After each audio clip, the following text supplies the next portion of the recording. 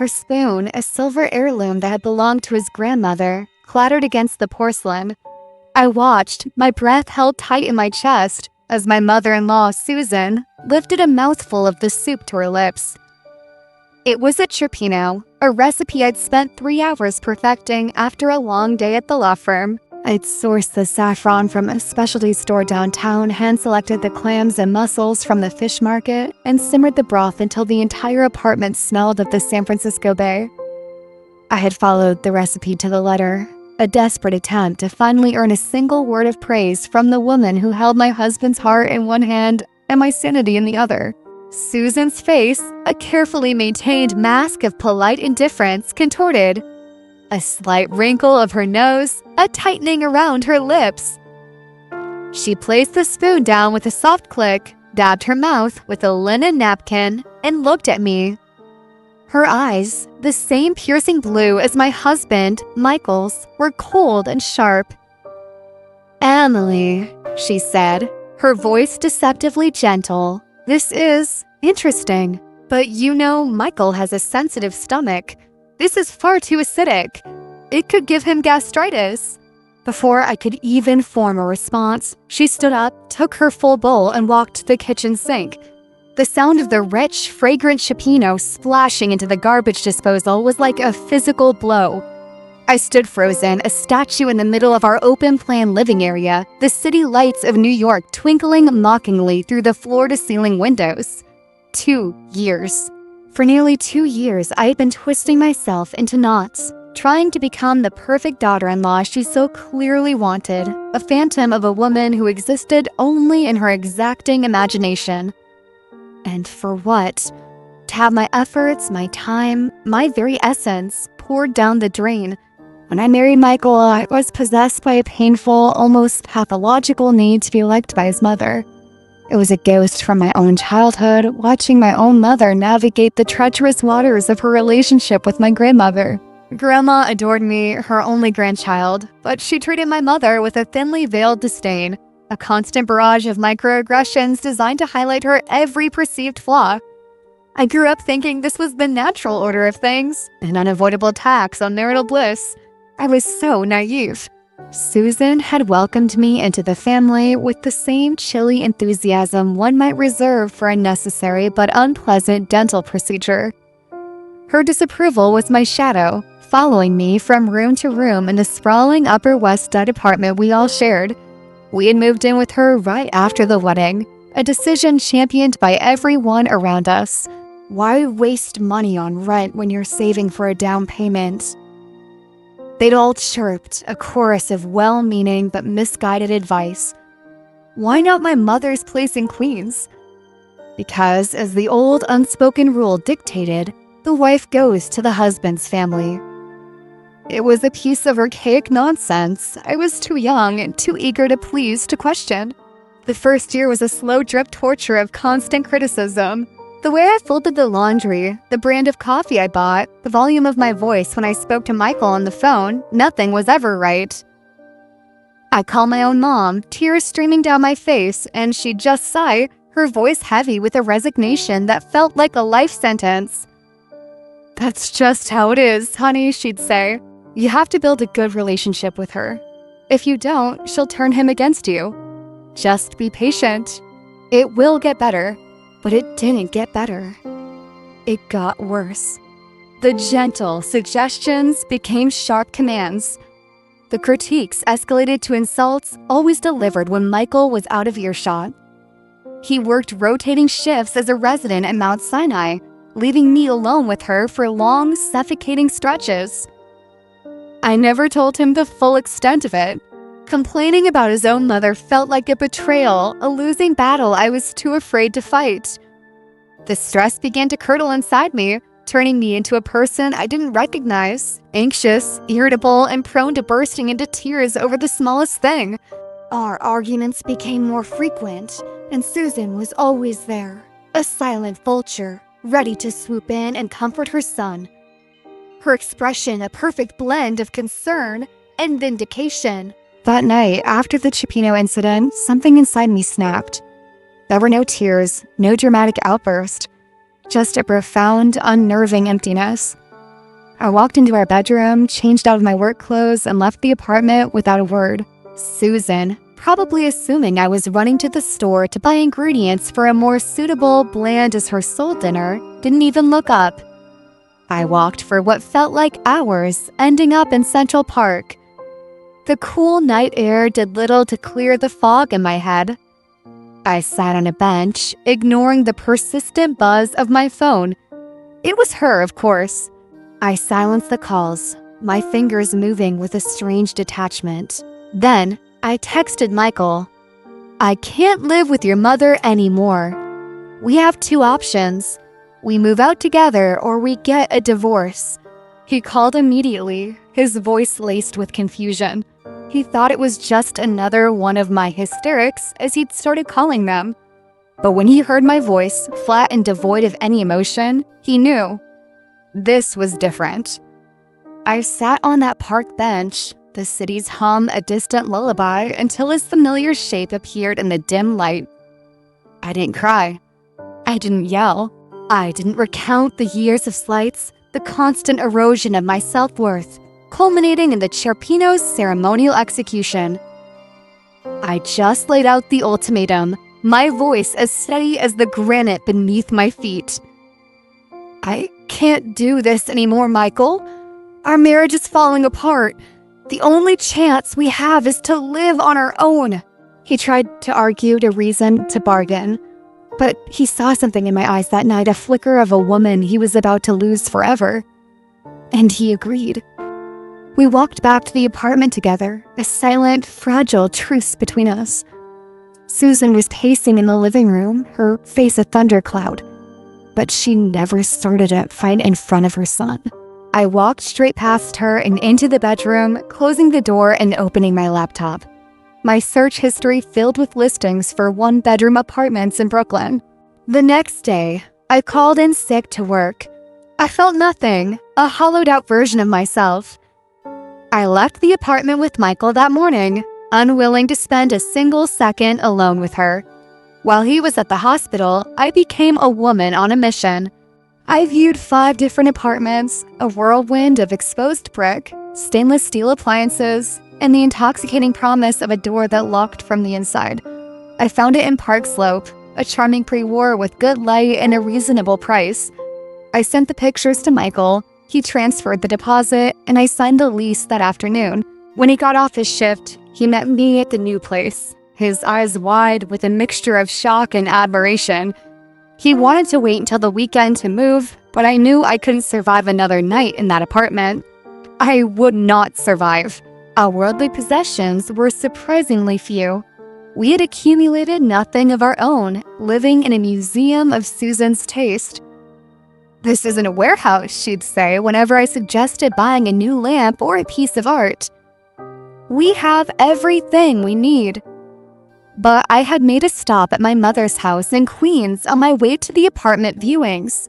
I told her we were moving out, and she and my grandmother, in a rare moment of solidarity, had sprung into action, packing boxes with a trousseau I never knew I had, pillows, blankets, a full set of dinnerware, pots and pans. My own little arsenal for the war of independence I was waging. By the weekend, we were moved in. Michael, bless his heart, spent a couple more nights at his mother's, a buffer I desperately needed. I spent those evenings scrubbing our new, old apartment, arranging the dishes, making the bed. With every box I unpacked, I felt a weight lifting, the suffocating pressure on my chest easing. I could breathe again. It's strange how these dark family secrets connect us. If this story is getting under your skin, subscribe for more real family exposés. Predictably, Susan appeared at our doorstep the following week. I didn't deny her entry. The hatred I thought I'd feel was absent, replaced by a strange clinical detachment. I understood now that I had allowed this. I had handed her the power, and she had simply used it. She swept into the apartment, her critical gaze missing nothing. She ran a finger along a windowsill, inspecting for dust, and then marched to the refrigerator. "You just moved in and you're already trying to poison my son," she exclaimed, pulling out a package of store-bought tortellini.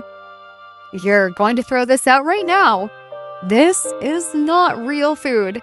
She turned toward the trash can, but this time I was ready. I stepped in front of her, my body a sudden, unmovable wall.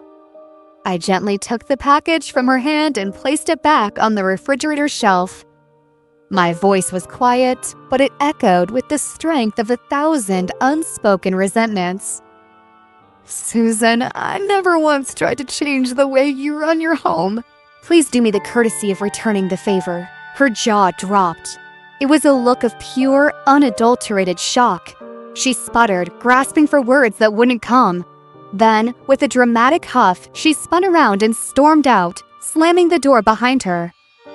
And in the ringing silence, I knew I had won the first battle. If I had backed down then, the entire move would have been pointless. She would have continued her reign of terror, just in a different zip code. This was my home, my rules. She tried other tactics over the next few months. She'd call Michael, whispering poison in his ear about how I was isolating him, how I was a terrible wife. She'd show up unannounced, always with a backhanded compliment or a passive-aggressive gift. But I parried every thrust. I was no longer afraid of her, no longer terrified that she could break us apart. I almost destroyed my own marriage, living in fear of that very thing. She doesn't visit anymore. She can't stand the sight of the woman who crawled out from under her thumb.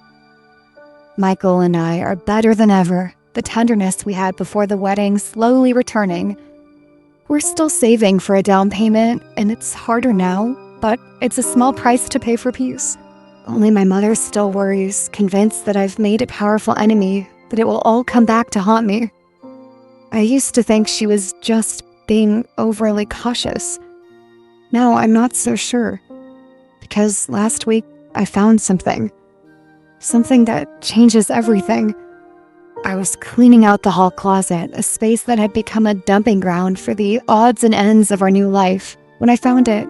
Tucked away in the pocket of Michael's old winter coat, the one he hadn't worn since we lived with Susan, was a small, folded piece of paper. It was a receipt from a pharmacy, dated 1.5 years ago. My heart started to pound, a slow, heavy drum against my ribs.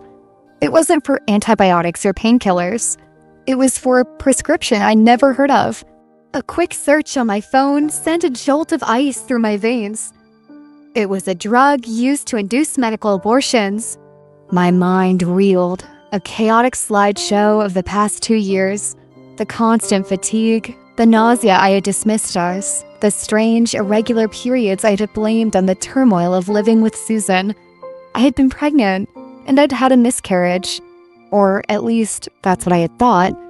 I sank to the floor, the dust bunnies and forgotten shoes blurring into a meaningless landscape. The dates on the receipt lined up perfectly with the time I had been particularly sick. A time when Susan had been especially solicitous, brewing me strange, bitter teas she claimed were for calming the nerves. A time when Michael had been distant and evasive, his eyes clouded with a worry I couldn't decipher. They had done this. They had ended my pregnancy without my knowledge, without my consent. The realization was a physical blow, knocking the air from my lungs. The woman who had criticized my every move, the man I had married, the man I had fought for, they had conspired to take away my child. The cioppino, the insults, the constant belittling, it wasn't just about control. It was about something far more sinister. It was about ensuring that I never produced an heir that Susan deemed unworthy of her precious bloodline. My first instinct was to confront them, to scream, to shatter the fragile peace I had fought so hard to build. But what would that accomplish? They would deny it. They would call me hysterical, crazy, delusional. They would turn it around on me, just like they always had. No, I needed proof. I needed to understand the full scope of their betrayal. The war wasn't over. It had just begun. I started digging, a quiet, methodical investigation into the life I thought I knew. I created a new email address, a new online identity. I became a ghost in my own life, observing, listening, collecting the scattered pieces of their deception. I found more receipts hidden in the depths of Michael's sock drawer, tucked into the pages of books he never read. Small, regular payments to a private investigator. What was he looking for? Or who? The answer came in the form of a locked file on his laptop, a file I was only able to access after weeks of watching him type in his password. It wasn't financial records or work documents. It was a detailed report, complete with photographs and background checks. The subject? A woman named Sarah, a nurse who worked at the same hospital as Michael. The report chronicled her life, her movements, her relationships, but it was the last page that made my world tilt on its axis. A DNA test. A 99.9% probability that Michael was the father of Sarah's 2-year-old son. This was the first major plot twist. The man I had defended, the man for whom I had sacrificed my peace of mind, had a secret family. The betrayal was so profound, so absolute, that it almost felt unreal. The affair, the child, it was a classic, sordid tale.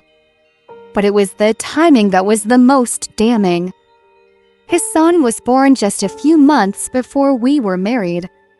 He had started a new life with me while another woman was raising his child. And Susan knew. Of course, she knew. Her constant criticism, her relentless campaign to break me down, it wasn't just about her being a domineering mother-in-law. It was a calculated strategy to drive me away, to clear the path for the real mother of her grandchild. My carefully constructed anger, the cold, hard diamond of my rage, suddenly fractured. Underneath it was a chasm of pain so deep I thought it would swallow me whole. The man I loved was a stranger. Our entire relationship was a lie. I thought about Sarah, the unwitting participant in this twisted drama. Did she know about me? Did she know that the man she was building a life with was married? The private investigator's report suggested she didn't. She was just another victim in the web of deceit spun by Michael and his mother. I felt a strange, unexpected kinship with this woman I had never met. We were both pawns in their game, disposable pieces in their quest for the perfect family legacy. My desire for revenge, once a burning fire, now cooled into something more calculated, more precise. I wasn't just going to expose them. I was going to dismantle their world, piece by piece, just as they had dismantled mine. This moment shattered everything I knew. If you're feeling the shock too, hit like. It helps uncover more hidden family truths. I started with the money. Susan's power, her control, was rooted in her wealth. The apartment, Michael's education, the comfortable life he took for granted, it was all funded by a family trust established by her late husband. A trust one, as Michael's wife, had a legal claim to. I found a lawyer, a shark in a designer suit, who specialized in contentious divorces. I laid out the whole story, the forced abortion, the secret family, the years of emotional abuse. Her eyes, which had started with a look of bored professionalism, were wide with a predatory glee by the time I finished. She told me I had a case. A very, very strong case. While the legal wheels were turning, I focused on the second front, Sarah. I couldn't just call her. I couldn't just blow up her life with a single, devastating phone call. I had to be smarter than that. I had to give her the power, the choice. I started leaving breadcrumbs, anonymous tips that would lead her to the truth without ever revealing my hand. A note tucked under her windshield wiper with a link to Michael's wedding announcement. An anonymous email with a picture of me and Michael at a family gathering. A carefully worded message to one of her friends on social media, planting the seed of doubt. It was a dangerous game. I was living a double life, the dutiful wife on the surface, a vengeful ghost in the shadows. Michael, oblivious, was more attentive than ever. He thought our move to Brooklyn had saved us. He thought our marriage was finally on solid ground. He had no idea he was living with a woman who was systematically plotting his downfall. The guilt was a constant, bitter taste in my mouth. But then I would remember the receipt, the feel of the cold tile floor against my skin, the hollow ache in my womb, and the guilt would recede, replaced by the cold, hard resolve that had become my closest companion. The legal process was a slow, grinding machine, but it was a machine I was feeding with relish. My lawyer, a woman named Charlotte, was a master of psychological warfare. She didn't just file papers, she crafted narratives. The narrative she was building was one of a young, successful woman systematically abused and manipulated by a wealthy, controlling matriarch and her complicit son. The evidence, the receipts, the private investigators' reports, the documented emotional abuse was damning. But I knew the real power lay not in the courts, but in the truth. I continued my subtle campaign against Michael and Susan. I had learned that Sarah, the mother of Michael's son, was a nurse in the pediatric ward. I started volunteering at the hospital's gift shop, a perfect vantage point. I saw her from a distance, a tired, beautiful woman with kind eyes. Her son, a miniature Michael with a shock of sandy hair, would sometimes visit. The sight of them together was a strange cocktail of pain and resolve. I wasn't doing this to hurt her. I was doing it to free her. My anonymous tips had worked. Sarah was starting to ask questions. I saw the subtle shift in her demeanor, the way she would look at Michael when he came to visit, a flicker of doubt in her eyes. I knew the moment of confrontation was coming, and I needed to orchestrate it perfectly. The third plot twist, the one that would truly shatter their world, was still a mystery to me. I knew the abortion-inducing drug was the key, but the pharmacy receipt only told me what they had done, not how they had done it. Susan's strange, bitter teas. That was the missing link. I remembered her forcing them on me, claiming they were herbal remedies for stress. I had always hated the taste, but I had drunk them, desperate for any relief from the suffocating anxiety of living under her roof. I managed to get a small sample of the dried herbs from a forgotten tin in the back of the pantry during a quick, calculated visit to Susan's apartment while Michael was at work. I told her I was looking for a misplaced tax document. She watched me like a hawk, but her arrogance was her blind spot. She never suspected the depth of my deception. I took the sample to a private lab, claiming it was for a toxicology report for a fictional legal case. The results came back a week later, confirming my darkest fear. The tea contained a potent natural abortifacient, a substance that, when combined with the prescription drug, would ensure the termination of a pregnancy. It was a cold, calculated, and deeply criminal act, but the report contained something else, something that made my blood run cold. The lab technician, a meticulous man with a penchant for detail, had noted a trace element in the herbal mixture that was highly unusual. It was a rare synthetic compound, a marker for a specific type of experimental drug. He had included a note. This compound is a known component of a Phase 2 clinical trial drug for a rare, aggressive form of ovarian cancer. The trial is being run by the pharmaceutical company, Aethelred Bio, and is highly restricted. I felt a dizzying sense of vertigo. Aethelred Bio. That was the company Michael's father, Susan's late husband, had founded. The company that was the source of the family's immense wealth. The company that Susan now controlled. This was the third, game-changing revelation. Susan wasn't just a controlling mother-in-law, she was a woman with a secret medical past, a past that was intertwined with the very foundation of her empire. I started digging into Aethelred Bio, using my legal contacts and the new email address. I found a small, almost invisible article from 10 years ago about a scandal involving a failed drug trial and a cover-up. The drug was the same one whose marker was in the tea. The article mentioned a whistleblower, a young researcher who had mysteriously disappeared. I realized the true horror of Susan's control. She hadn't just terminated my pregnancy. She had used me as a guinea pig, testing a compound that was linked to a failed, potentially dangerous drug trial. Why? Was it a twisted form of revenge? Or was it something far more personal? The answer lay in the family trust. I had Charlotte pull the original trust documents. The terms were archaic and complex, but one clause stood out. The bulk of the estate, including the controlling shares of Aethelred Bio, would pass to Michael only if he produced a legitimate heir within 5 years of his marriage. If he failed, the control would revert to a distant cousin, a man Susan despised. The clock was ticking. My pregnancy, however inconvenient, would have satisfied the clause. But the child with Sarah, born out of wedlock, did not count. Susan's actions were not just about control. They were about self-preservation. She was trying to maintain control of the company by preventing any legitimate heir from emerging, thereby forcing the trust to revert to the cousin, who she could then manipulate. Wait, that didn't make sense. If she wanted to maintain control, she should have wanted a legitimate heir. I reread the clause. The control of Aethelred Bio will pass to Michael upon the birth of his first legitimate child, provided that child is born within 5 years of his marriage to Emily. The truth hit me with the force of a physical blow. Susan didn't want Michael to have control. She wanted to keep it.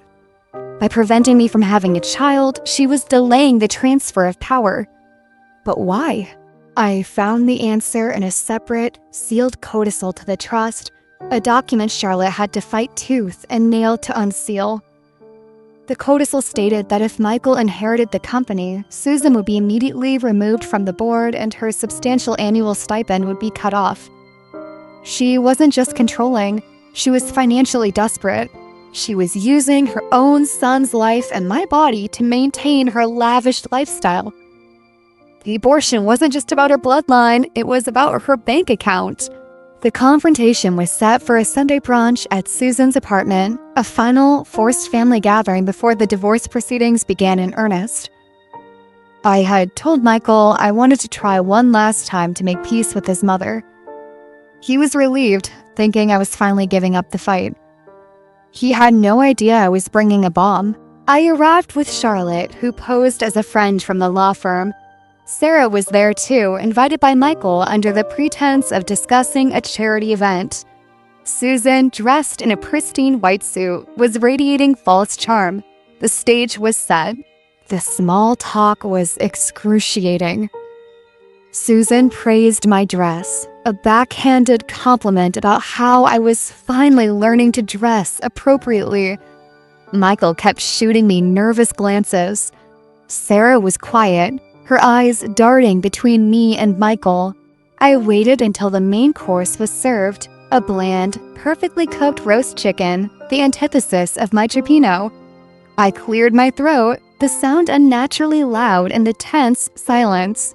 "Susan," I began, my voice steady, "I want to thank you for the tea you used to make me." "The one for nerves." "It was effective." Susan's smile froze. Michael looked confused. "What tea, Em? She just gave you chamomile." "No, Michael," I said, pulling out the lab report and placing it on the table. It wasn't chamomile. It was a mixture of herbs, including a potent abortifacient and a trace element of a failed drug from Aethelred Bio's Phase 2 trial. The color drained from Susan's face. She looked like a statue carved from ice. "This is insane, Emily. You're having a breakdown." "Am I?" I asked, pushing the pharmacy receipt across the table. Is this receipt for an abortion-inducing drug also a figment of my imagination? Dated the exact week I lost the baby I didn't even know I was carrying? Michael's head snapped to Susan. "What is she talking about, Mom? You said she had a miscarriage. You said it was stress." Susan didn't answer. She just stared at me, her eyes blazing with a hatred so pure it was almost admirable. "And Michael," I continued, my voice softening, a dangerous calm washing over me. I turned to Sarah.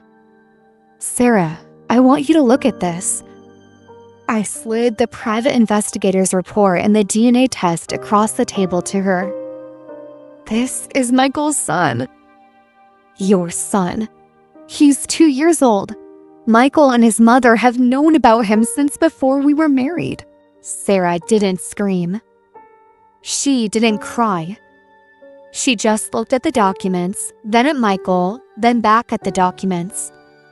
The silence was deafening. Michael finally found his voice. "Emily, stop. This is a lie. I don't know what you're doing, but you're destroying everything." "You destroyed everything, Michael," I said. My eyes locked on his. "You destroyed it when you conspired with your mother to end my pregnancy and then lied to me for 2 years. You destroyed it when you started a secret family and then married me to satisfy a clause in a trust you didn't even understand." Then came the final devastating blow. I pushed the unsealed codicil across the table, directly in front of Susan. "And Susan," I said, leaning in, my voice a low, venomous whisper. "You didn't do this to protect Michael. You did this to protect your stipend. The trust states that if Michael has a legitimate heir, he gets control of Aethelred Bio and you get cut off. You didn't want a grandchild, you wanted a paycheck. Used a failed experimental drug on me, a drug linked to a cover-up to prevent the birth of your own legitimate grandchild, all to keep your hands on the company." Susan finally broke. She lunged across the table, her perfectly manicured hands reaching for the codicil. Charlotte, the shark, was faster. She snatched the document away and held it aloft. "Don't touch the evidence, Mrs. Sterling," Charlotte said, her voice dripping with professional menace. "This document, along with the lab report and the PI's findings, will be presented to the board of Aethelred Bio tomorrow morning. The charges will include conspiracy, battery, and attempted murder, not to mention the civil suit for emotional distress and the dissolution of the trust." Michael was weeping, his head in his hands.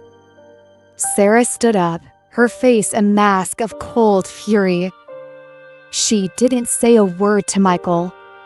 She just looked at me, a silent acknowledgement of the truth, and walked out of the apartment. Susan, defeated, sank back into her chair. The white suit, once a symbol of her power, now looked like a shroud. I stood up, the weight of 2 years of abuse finally gone. I looked at Michael not with hatred, but with pity.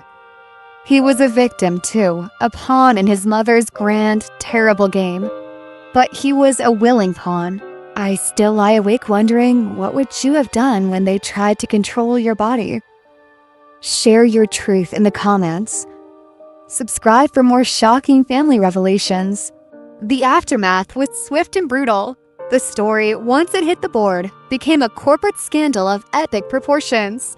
Susan was immediately removed from the board and the trust was frozen pending a full investigation. The cousin, the one Susan had despised, was appointed interim CEO. Michael, stripped of his inheritance and facing a paternity suit from Sarah, was a broken man. He tried to call me, to apologize, to beg. I never answered. I walked away with a settlement that ensured my financial independence for life, a small price for the trauma I endured. More importantly, I walked away with my sanity and my self-respect. I went back to my law firm, but I changed my focus. I now specialize in family law, representing victims of financial and emotional abuse and high net worth divorces. I use my own story not as a source of pain, but as a weapon. I never saw Susan again. She sold the Upper West Side apartment and moved to a small, anonymous town in Florida. Her empire reduced to a footnote in a corporate history book. Michael left the city, unable to face the shame. Sarah and I, the 2 women he had betrayed, found a strange kind of solidarity. We meet for coffee sometimes, 2 survivors of the same storm. Her son, a bright, happy boy, is thriving. She is a single mother, but she is free. My mother, the one who always told me to be patient, finally understood. She saw the strength I had found, the woman I had become. She stopped worrying. The scars remain, a constant reminder of the darkness I survived. But they are also a testament to the power of finding your voice, of refusing to be a victim, and of fighting for your own truth. The peace I have now is not the fragile truce I had with Michael. It is a deep, unshakable calm, the kind that comes from knowing you have faced the worst and emerged victorious. I am no longer Emily, the desperate daughter-in-law. I am Emily, the survivor, the warrior, the woman who took back her life.